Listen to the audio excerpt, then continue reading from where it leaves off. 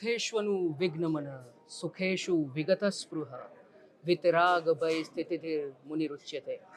નમસ્તે દર્શક મિત્રો, જિંદગી કેફે સંવાદનો હેલારો કાર્યક્રમમાં હું નિશિત જોશી આપનું સ્વાગત કરું છું. દર્શક મિત્રો, મેં શરૂઆતમાં જે ભગવદ્ ગીતાનો અધ્યાય બીજો અને શ્લોક 56માંનું પઠન કર્યું, તમને લાગતું હશે કે અત્યારે આ કાર્યક્રમમાં કેમ આ પઠન કરવાની જરૂર પડી, પણ આજે આપણી સાથે જે વ્યક્તિત્વ જોડાયેલું છે, જે વ્યક્તિત્વ સાથે આપણે સંવાદ કરવા જઈ રહ્યા છે, તેમણે આ સ્થિતપ્રજ્ઞ લક્ષણો જે કહેવાય એ સ્થિતપ્રજ્ઞના લક્ષણો આત્મસાત ખરા અર્થમાં કર્યા છે. તેઓ એક દૂરંદેશી નેતૃત્વ ધરાવનાર વ્યક્તિ છે, તેઓ ટેકનોલોજીના જાણકાર છે અને ભારતીય નાણાં બજારના તેઓ એક શિલ્પકાર છે. તો દર્શક મિત્રો, આપણે સીધો સંવાદ કરીએ નેશનલ સ્ટોક એક્સચેન્જના મેનેજિંગ ડિરેક્ટર અને CEO આશીષ કુમાર ચૌહાણ સાથે. સર, દૂરદર્શનના આ કાર્યક્રમમાં જિંદગી કેફેમાં ખૂબ ખૂબ સ્વાગત છે અને આપનો સમય ફાળવવા બદલ આપનો ખૂબ ખૂબ આભાર. સૌથી પહેલો પ્રશ્ન, આપના બાળપણની વાત કરીએ તો 16મી માર્ચ 1968માં આપનો અમદાવાદના વિવેસ હોસ્પિટલમાં જન્મ થયો. આપના માતા પિતા બંને સરકારી કર્મચારી હતા. આપ દિવાન બલ્લુભાઈ શાળામાં ભણ્યા. આપનું બાળપણ કેવું હતું? એક તોફાની બાળક તરીકે હતા, મસ્તી કરતા હતા કે શું હતું? ના, એટલે સ્વાભાવિક કે દરેક બાળક તોફાન તો કરે અને હું કદાચ થોડોક વધારે તોફાની હઈશ, પણ ભણવામાં બી વગર ભણે સારા માર્ક્સ આવતા એટલે ઘરમાં ચિંતા નથી કે ભાઈ આ બાળક આડા રસ્તે જશે. પણ સ્વાભાવિક છે, ટીચર્સને કે આજુબાજુવાળાને એક ચિંતા થાય કે આ છોકરો આટલો બધો નટખટ છે અને ક્યાંક ને ક્યાંક ખોટું ના થાય એવું લોકોની ઈચ્છા. પણ મારું નાનપણથી આધ્યાત્મ તરફ પણ વધારે ધ્યાન, એટલે પૂજા પાઠ કરે કે ગીતાનું, મારા ફાધર બી ગીતાનું અધ્યયન બહુ કરે અને મારા મધર શિક્ષાપત્રીનું અધ્યયન કરે. એટલે એ પ્રમાણે જે સંસ્કાર મળેલા અને જે પ્રમાણે જીવન બાળપણમાં હતું એ એક રીતે જોઈન્ટ ફેમિલીનું હતું, પણ વધારે એજ્યુકેશન પર વધારે ભાર હતું અને આધ્યાત્મ પર વધારે ભાર હતો. આધ્યાત્મ પર એટલું બધું હતું કે તમારા જે વિચારોની સરળતા જોઈને નાનપણમાં લોકોએ કદાચ એવું કીધું હતું તમારા પરિજનોએ કે આ કદાચ સંત ના બની જાય, એવું હતું?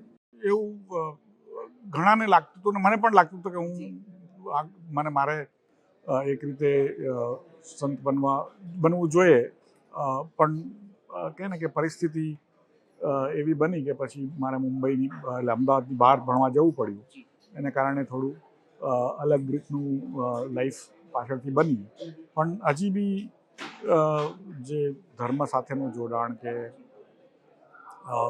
ધાર્મિક જે સ્પિરિચ્યુઅલ માઇન્ડસેટ છે એ કાયમ સાથે રહ્યો અને એ મારું માનવું છે કે એને કારણે જ આ જે અથાગ પરિશ્રમ કરવો પડ્યો કે ઘણી વિકટ પરિસ્થિતિઓમાંથી નીકળવું પડે, એમાં એક રીતે સ્પિરિચ્યુઅલિટી જો ના હોત તો કદાચ તમને વધારે અસહ્ય થઈ જાય.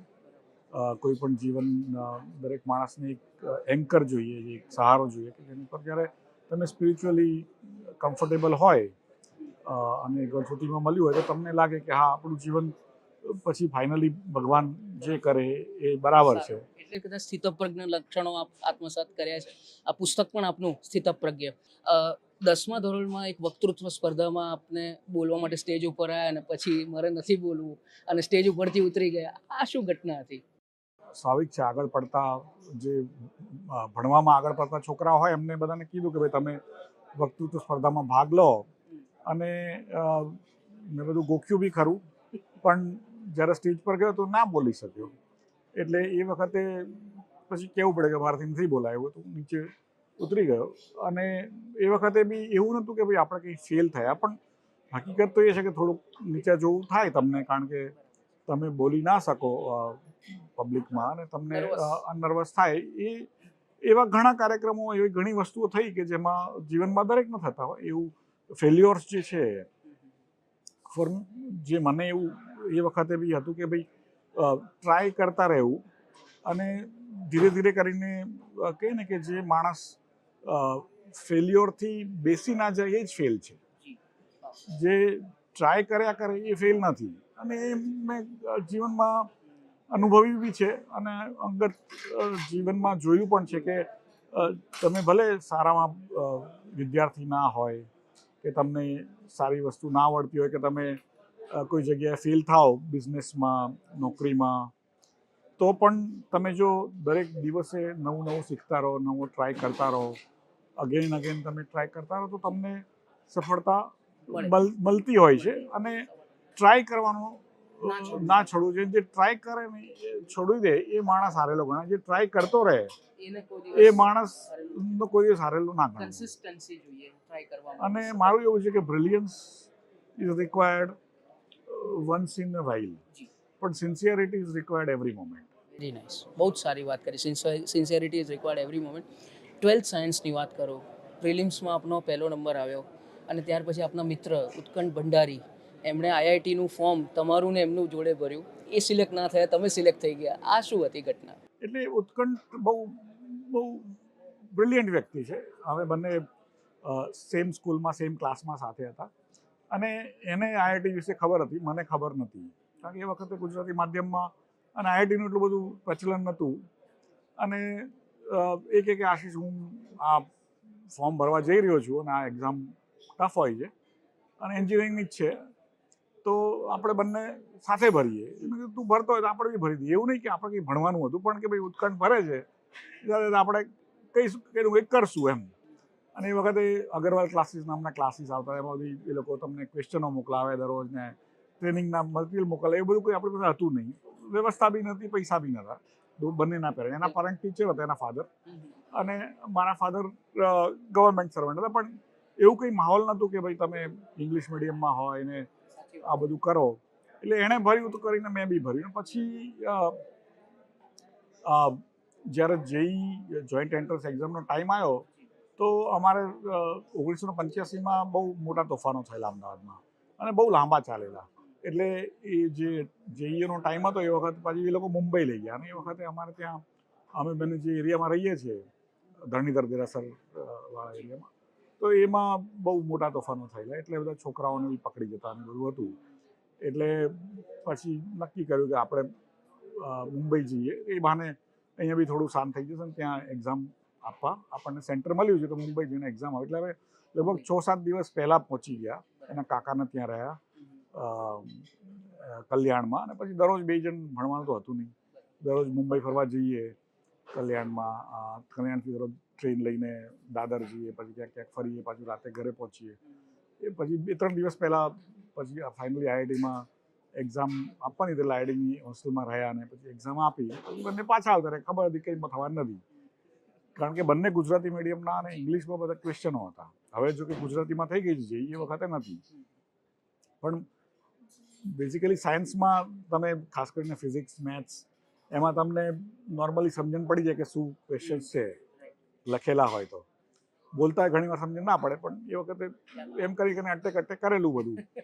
અને પછી મારું એડમિશન થયું, પણ એ વખતે અમારી એક્ઝામ જ નથી થયેલી 12મા ધોરણની.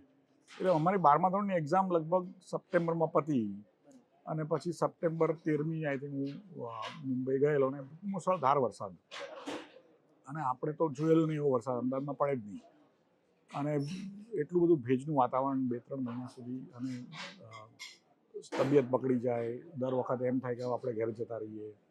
ઇંગ્લિશ આવડે નહીં, એક પેજ વાંચતા 3-3 કલાક થાય. કોઈ કે આપણને ઇંગ્લિશમાં ગાળો આપીએ તો પાછું રૂમમાં જઈને જોવું પડે કે આનું મતલબ શું હતો. ત્યાં સુધીમાં આપણો એટલે એવું બધું કહીએ ને કે ખાસ ગતાગમ પડે નહીં, પણ જેમ તેમ કરીને ચલાવ્યું. અને પછી રિઝલ્ટ આવ્યું જાન્યુઆરીમાં કે ડિસેમ્બરમાં કે એમ 12મા ધોરણનું. તો એમાં મને એલડી કોલેજમાં બી મળ્યું એન્જિનિયરિંગમાં. અને એ વખતે તમે બેઝિકલી બાયોલોજી બી હતું ને બધું સાથે જ હતું એ વખતના જમાનામાં. એટલે પછી મને બંને વીએસમાં બી મળ્યું એડમિશન અને એલડીમાં બી મળ્યું. પછી એક દિવસ બંનેમાં પાછું ભર્યો બી ખરો મેં. અને ઉત્કંઠને પછી વિદ્યાનગરમાં મળ્યું. બહુ સારો એન્જિનિયર છે અત્યારે બી, ઇઝ મચ બેટર એન્જિનિયર. એમ પોતાની ફેક્ટરી છે એને અમદાવાદમાં. પણ એનું ના થયું ને મારું થયું. પણ હું ગયો, પણ મને એમ થયું કે હવે ઘરે આવતા રહીશું, દર અઠવાડિયે આવતો રહેતો, પાછું સોમવારે જવું. અને પછી એક દિવસ ભરીને એમ થયું કે હવે 6 મહિના પતી જ ગયા છે, તો આગળ ચલાવો કરીને મુંબઈ રહી પડ્યા. અને ત્યાં સુધી પછી ઇંગ્લિશ શીખ્યા અને પણ એક વસ્તુ સાહેબ કેવી પડે, આપના માતા પિતા એ પણ શિક્ષણના ખાસા આગ્રહી. આપના માતા 1950માં ગોલ્ડ મેડાલિસ્ટ ઇકોનોમિક્સમાં તે વખતે. એટલે શિક્ષણનું મહત્વ આપણા ભાઈ બહેનોમાં હંમેશા રહેલું છે એ બાબતે. મુંબઈ ગયા પછી એક અલગ પ્રકારની સ્ટ્રગલ, જેમ અંગ્રેજી તો છે, એક તો એ સ્ટ્રગલ હતી. બીજી સ્ટ્રગલ, તમને ત્યાંનું વાતાવરણ શરૂઆતમાં ન અનુકૂળ આવ્યું, બીમાર પડી ગયા, તાવ આવે, હોમ સિકનેસ આવી ગઈ, દર શુક્રવારે ટ્રેનમાંથી પાછા અમદાવાદ આવો, રવિવારે રાત્રે પાછા જાઓ. આ કેવી રીતે પછી આ દિવસ કાઢ્યા? એટલે પાછું ટ્રેનમાં રિઝર્વેશન કોણ લેવા જાય એ વખતે, એટલે પછી થર્ડ ક્લાસની ટિકિટ લઈને પછી બધા ડબ્બાની વચ્ચે ફરતા રહીએ, કાં તો પગથિયા પર બેસી રહીએ રાતે રાત, કે બે જે સ્લીપર હોય એની વચ્ચે સૂઈ જઈએ, એવું બધું કરીએ. કોક વળી કોક કરવા બી દે, કોક ના બી કરવા દે. એટલે એવું કરતાં કરતાં આદત પડી ગઈ અને લાઈફ આમ બી નાનપણથી થોડી ટફ લાઈફ જીવતા શીખેલા. અને જેટલું હોય એટલી એમ કે ને કે ઓછામાં ઓછી જરૂરિયાત પ્રમાણે જીવવું, એવું ફાધરનો બી આગ્રહ. એમણે બી બહુ સાધુની જેમ જીવ્યા. એ આખું મધર પણ હા બધું કરતા અને સાધુની જેમ જીવતા બંને. અને એકદમ ગાંધીયન પ્રકારે કોઈ પણ લોલાલ મને કહે મોહ માયા વગર, લાલચ વગર કોઈ પોતાનું ધન નહીં બનાવવું, એવું એમની કાયમ આગ્રહ. અને ઘણા જોઈન્ટ ફેમિલી, બધા જ ભાઈ ભત્રીજાઓને બધાને એમને ભણાવ્યા બી ખરા. અને એ પ્રમાણે મારે બી કે ઘરમાં કોઈ એવી એક્સપેક્ટેશન નહીં કે આપણું બહુ જાઓ જલાલીવાળું જીવન હોય, એટલે ટફ જીવનની આદત હતી. તો એને કારણે કદાચ ચાલી ગયું. અને બીજું કે ફેલ થઈ જતા, કારણ કે ઘણીવાર હું બેઠો હોઉં વાઇવામાં અને મને જવાબ આવતો હોય પણ આન્સર ઇંગ્લિશમાં આવતા ના આપણે, અને ટીચર બહાર જાય ને આપણો બાજુનો વિદ્યાર્થી આપણને હિન્દીમાં પૂછીને જવાબ જાણી લે આપણાથી જ, અને એ પાસ થઈ જાય અને આપણે ફેલ થઈએ. અને આપણે કહે ને કે એ ડિફિકલ્ટ લાગે. કે હું જ્યારે જોઈન થયો સપ્ટેમ્બર 13 IITમાં, તો મને જે રૂમ આપવામાં આવ્યો એના 3 દિવસ પહેલાં જ એ જ રૂમમાં રહેતો છોકરાએ આગળ મારી જ બેચનો એણે સુસાઇડ કમિટ કર્યું હતું પ્રેશરથી. અને લોકો એવું જ કહેતા હતા કે આ છોકરાને ઇંગ્લિશ નથી આવડતું, ક્યાંથી આવી ગયો ગામડિયો, એ બી સુસાઇડ જ થશે એનું બી. અને એવું બધું સાંભળતા આપણે તો બી કે ઠીક છે, જોયું જશે એમ. એટલે પછી ટર્નિંગ પોઈન્ટ આવે છે પપ્પુભાઈ, હિમાંશુભાઈ. હા, એટલે એ મારા સિનિયર હતા અને બહુ વર્ષોથી સિનિયર, પણ એ એમટેક કરતા હતા. અને પછી એમને લાગ્યું કે આ ગુજરાતી છોકરો છે, આપણે એમને હેલ્પ કરવી જોઈએ. એટલે એમને એમની વિંગમાં બોલાયો રહેવા માટે. અને પછી એ લોકોએ સપોર્ટ કર્યો. બીજા દેવાશીષ કરીને એક હતો, ટીચરોએ સપોર્ટ કર્યો ઇંગ્લિશ શીખવાડવા માટે. અને પછી ધીરે ધીરે એકવાર તમને યુઝ ટુ થઈ જાઓ, બીજા ફ્રેન્ડ્સ બી થઈ ગયા. જે લોકો તમને ગાળો આપતા હતા એ જ લોકો ફ્રેન્ડ બી થઈ ગયા. અને આજ બી ઘણી વાર હું કહું કે ભાઈ તે મને આવું કીધું હતું 40 વર્ષ પહેલા, તો એ લોકોને એમ થાય કે મેં તને આવું કીધું હતું. એટલે આવું બધું ઘણા જે આપણને એમ થાય કે આપણા દુશ્મન છે, આપણા દુશ્મન નથી હોતા. એ તો સમય સંજોગને સાથ હોય છે. એટલે ડૉક્ટર પીપી પરીખ મેડમ, તમારા માતાના મિત્ર, તે વખતે એમને લેટર તમને લખ્યો હતો કે મળજો એમને, અને પાછળથી જ તમારા બીટેકના ગાઈડ બન્યા. તો આ જે સપોર્ટ હૂંફ જે કહેવાય, બહુ જ. એટલે આવું કે ને અજાણ્યા વ્યક્તિઓ હોય કે જે તમને પોતાની સાથે જોડે, તમારા વિશે વિચારે, તમારું સારું વિચારે, એવું જીવનમાં બનતું હોય છે ને, બધા સાથે બનતું હોય છે. પણ આપણામાં એટલી સમજણ નથી હોતી એ વખતે, જ્યારે પ્રસંગો બનતા હોય ત્યારે એવું આપણે એપ્રિશિએટ કરીએ એમને, કે એ લોકોએ તમારા માટે જે કર્યું છે એ અમૂલ્ય છે. જે મેડમ પારીખે કર્યું એ જમાનામાં લેડીઝ બહુ ઓછા ભણતા હતા. એટલે જે ભણેલા લેડીઝને એમના પોતાના નેટવર્ક્સ હતા. એટલે મારા મધરને કોઈ દિવસ મળેલા નહીં, પણ એમના જોઈન્ટ જે કોમન ફ્રેન્ડ હતા, ગીરાબેન યાજ્ઞિક કરીને, એમની સાથે જ કામ કરતા હતા. એમનાથી લેટર લખાવી અને એમને મોકલાવેલો. અને એ એમને હું જ્યારે લેટર આપ્યો, અને એમનો જ બાબો મારી જ બેચનો, એ સુરતમાંથી એને સુરતમાં RECમાં મળેલું અને મને IITમાં મળ્યું. તો એમને ખ્યાલ હતો કે આ છોકરો ભલે ગુજરાતી માધ્યમનો છે પણ હોશિયાર છે, એટલે IITમાં એને એડમિશન મળ્યું છે. હા, એટલે અને પછી હું ને ભૂષણ બી બહુ અત્યારે બી ઘણા સારા ફ્રેન્ડ છે. એટલા વર્ષોથી 40 વર્ષ થયા. એ અમેરિકા રહે છે. પણ બેસિકલી આ જે પોતાનું એમના ઘરમાં તમને સમાવેશ કરવો, કારણ કે એક જ કેમ્પસમાં એ લોકો રહેતા, એને કારણે શું છે કે તમને ગુજરાતી વાત કરવાની ઈચ્છા થાય, કે જમવાની ઈચ્છા થાય કે તમે માંદા હોય તો તમને લઈ જાય એમના ઘરે ને એ બધી જે એક માતા જેવી હું આપે અને બહુ વિદ્વાન વ્યક્તિ હતા એ જમાનામાં પીએચડી મહિલાઓ માટે એ મેડમ પારેખે જીવનમાં મારા જીવનમાં બહુ મોટો ફાળો છે. બિલકુલ 4 વર્ષ પૂરા થયા અહીં અને હા એક વસ્તુ એ કે તમને કદાચ ત્યાંથી જ વિદ્યાર્થી કાળથી જ બોમ્બે સ્ટોક એક્સચેન્જની બિલ્ડિંગ જોવા માટે લઈ જાય છે ત્યારે ક્યારે વિચાર્યું હતું કે સીઈઓ બનશો તમે આ બીએસસી? એટલે એ વખતે મારું એવું હતું કે હું કોઈ દિવસ બહુ મહત્વાકાંક્ષી હતો. મારે કંઈ બનવું નહોતું કે લોકોને કંઈક બનવું હોય કે લોકો રેસમાં હોય. હું કાયમ માટે લેડ બેક એટલે કે મારે કંઈ જોઈતું નથી તો શું કરવા રેસમાં પાર્ટિસિપેટ કરવાનું એમ. એટલે હું જીવનભર એક દ્રષ્ટા તરીકે રહ્યો, નહીં કે સ્પર્ધક તરીકે. કોઈ પણ કામમાં કોક મને કહે કે તારે આ કરવાનું તો હું કરી નાખું અને સારું એટલે બહુ જીવ લગાડીને કરવાનું, બહુ ચીવટથી કરવાનું. પણ મારે કોઈ મને કંઈ મળે જ કે મારે આનાથી આ કરીશ તો મને કંઈક વધારે મળશે એવું જીવનમાં કંઈ આગ્રહ રહ્યો નહીં કે એવી ઈચ્છાઓ નહીં રહી. તો જે જગ્યાએ ગયા L&Tના પ્લાન્ટ જોવા ગયા, બીજા બધા પ્લાન્ટ જોવા ગયા, મહિન્દ્રામાં મેં સમર ટ્રેનિંગ કરી, રિલાયન્સના નરોડા પ્લાન્ટમાં સમર ટ્રેનિંગ કરી, જાતનું આવા બધા એક્સપિરિયન્સીસ IITમાં બી કર્યા. અને એ વખતે જ્યારે ફોર્ટમાં જતા, BSCનું બિલ્ડિંગ જોતા, નેચરલી ટોલેસ્ટ બિલ્ડિંગ હતું એ વખતનું ઇન્ડિયાનું. 28 માળના બિલ્ડિંગ એ વખતે ભારતમાં હતું જ નહીં. પણ એવું કંઈ નહીં કે આપણે કંઈ સ્ટોક માર્કેટમાં કરશું કે કંઈ આપણને કે જે નોકરી મળશે કરશું. જીવન મને 2 ટંક ખાવાનું મળે બહુ થઈ ગયું એમ. તો એવું જીવન કે અપેક્ષાઓ નથી એમ. પણ સ્ટોક માર્કેટમાં ઇન્ટરેસ્ટ આઈઆઈટી પછી લાગ્યો કે IIM કલકત્તામાં ગયા પછી લાગ્યો? એટલે જ્યારે હું IITમાં ભણતો ત્યારે હું કારણ ઇંગ્લિશ આવડે નહીં એટલે પછી શું કરવાનું અને ત્યાં તો એવું થાય કે પ્યુન બી ઇંગ્લિશ બોલે અને આપણે એકદમ પાછળ. પછી ધીરે ધીરે હું ઇન્સ્ટિટ્યૂટની જે બધી ઇન્સ્ટિટ્યૂટ એક્ટિવિટીઝ હોય, યુથ ફેસ્ટિવલ ઓર્ગેનાઇઝ કરવાના હોય કે સ્પોર્ટ્સ ફેસ્ટિવલ ઓર્ગેનાઇઝ, એમાં બહુ ધ્યાન દઈને કામ કરવા મળે. એટલે આખા ઇન્સ્ટિટ્યૂટમાં મારું એક નામ થઈ ગયું કે આ વ્યક્તિ છે. કોઈ બી ઇન્સ્ટિટ્યૂટમાં કોઈ બી પ્રોગ્રામ મોટો કરવાનો હોય તો આનું નામ આને આપણે પકડવો પડે તો જ થશે, નહીં તો નહીં થાય.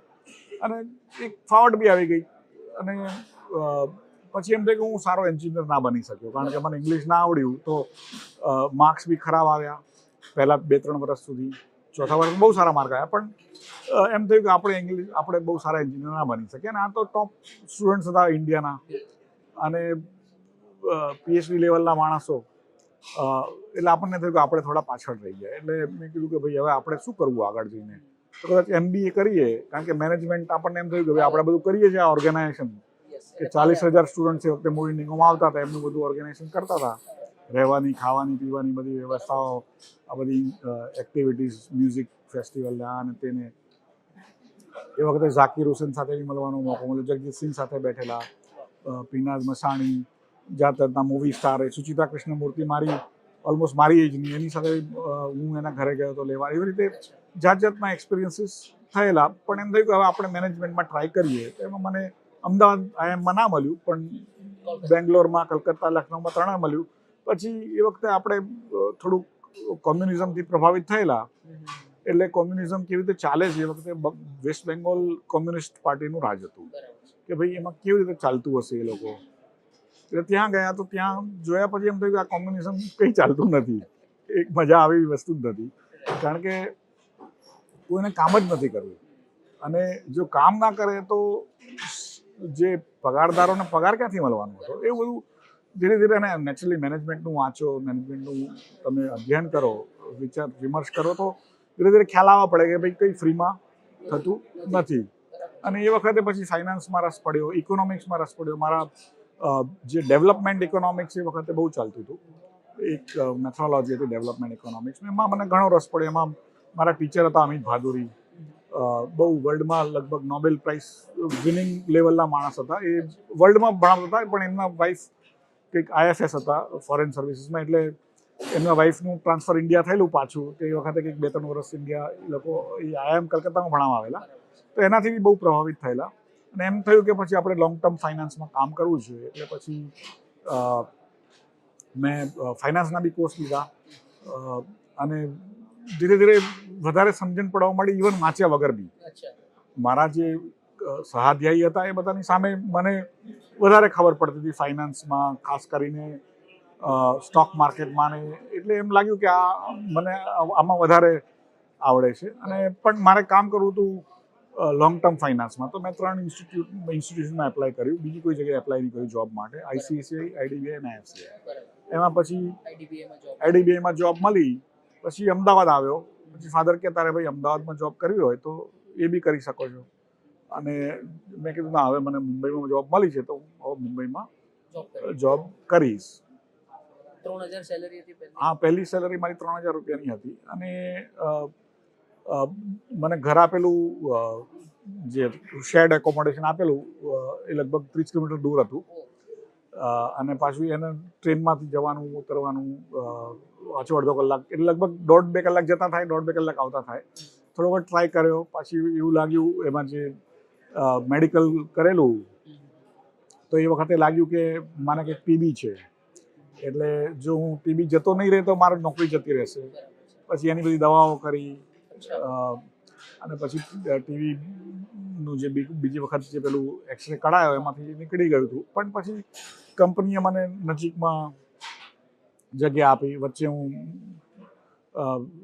મેડમ પારેખના ઘરે બી રહ્યો અમુક મહિના.